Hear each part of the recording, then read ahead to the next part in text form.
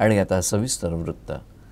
बुलढाणा जिल्ह्यातील सिंदखेडराजा इथं राष्ट्रमाता मा जिजाऊंचा 426वा जयंती सोहळा मोठ्या थाटामाटात साजरा करण्यात आला।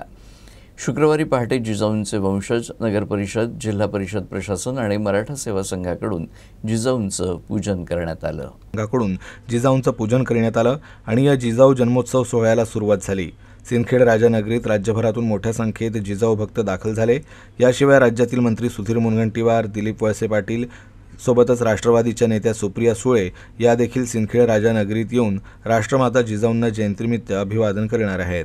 शिवाचाच पायी स्वराधर्माता, शिवाचाच पायी जिजामाऊली गे तुला वंदनानी।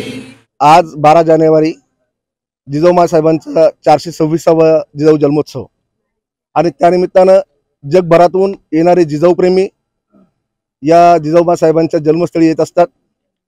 मी सर्वप्रथम आमच्या सर्व राजे जाधव परिवाराच्या वतीनं त्यांचं सर्वांचं हार्दिक स्वागत करतो आणि येणाऱ्या सर्व जिजाऊ भक्तांना जिजाऊ जन्मोत्सवाच्या हार्दिक शुभेच्छा देतो।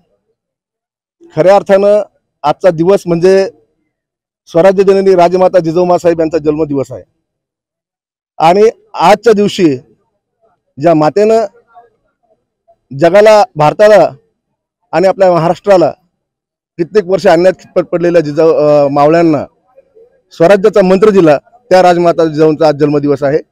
मी आपल्या माध्यमातून सर्वांच्या प्रेसच्या माध्यमातून सर्वांना विनंती करेल की आपण येऊन या ठिकाणी जिजाऊ साहेबांचं दर्शन घ्यावं आणि एक ऊर्जा वर्षभरासाठी आपल्या आयुष्यामध्ये घेऊन जावी, एवढीच आग्रहाची विनंती आपल्या माध्यमातून करतो।